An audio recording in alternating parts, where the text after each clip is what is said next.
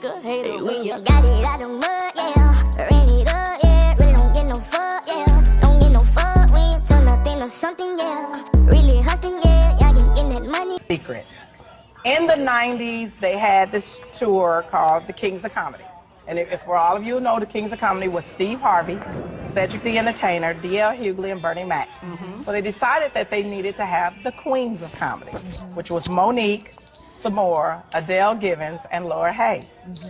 I have been offered a position in the Queens of Comedy, and I turned it down because I wanted to know the details of the deal. And you know, as comics, Aisha, yes, you know, you want to know the details of the deal. Are you being put in a position where you're not getting paid enough? So I was a lot of times they're funny with their money. Right. Yeah. So I was like, go on, and that's right. So I was like, go on, do your thing. Fabulous. So the Queens of Comedy end up making a tape, concert film. So they became very, very successful. And for those of us in the comedy game, especially in urban comedy, you were being questioned. Why weren't you a part of? Did you get All those the time, two? yeah. Why weren't you a part of the Queens of Comedy? So I got an opportunity. The producer, Walter Latham, called me and said there might be an opportunity for you to work with these ladies because you know Monique had gone on to get the Parkers. She goes on to win Academy Awards and have a great career. So there was an opening, and they were going to tape another comedy concert. So I'm thinking, here's my second chance. It's a great opportunity. I respect these women, and there's a conference call. So in my enthusiasm, and I want to be punctual, I dial into this conference call that I think has not started yet, thinking that I'm going to be... Oh, this is so juicy. Yes. I think I'm going to be on time with this call, and I think they're going to put me in queue, because usually if you do a conference call, they put you in queue, and they say, we'll wait until the host arrives.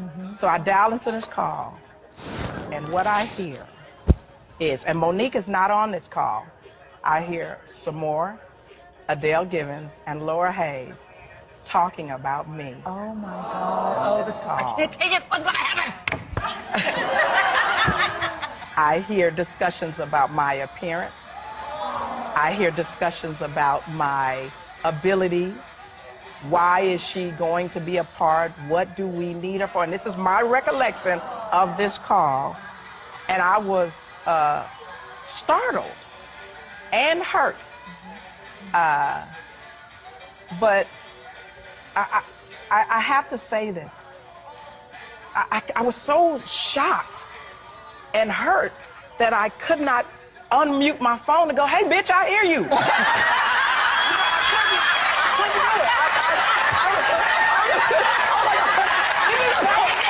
know, like they talking about me, you know. Did you also keep wanting to hear what they were saying, or did you feel like you wanted to? Hell yeah. So I stayed on all of the calls with my phone on mute, but I thought, take notes.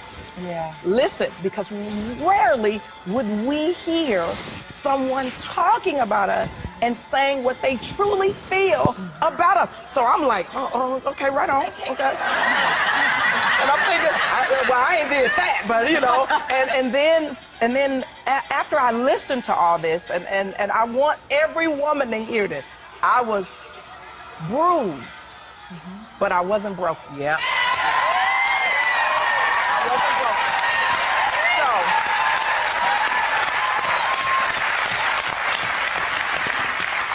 I listened to the entire call. I waited for everybody to click off, and I called Walter Latham, and I said, I don't think this is going to be a great fit for me, but I hope that these women will go on and do great things. To this day, they did not know that I was on this call.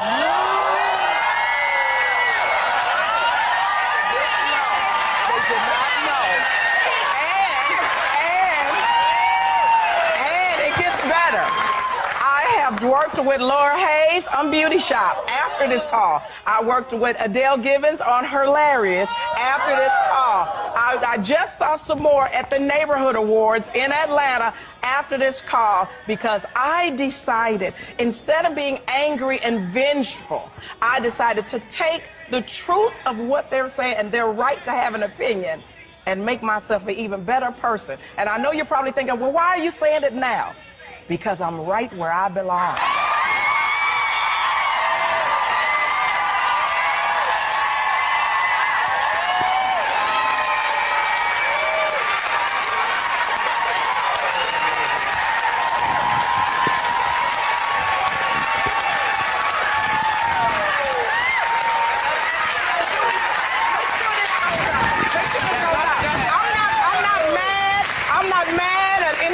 women, I thank them for the blessing of telling me something that maybe I needed to hear, because this is where I needed to get to, and they helped me get there.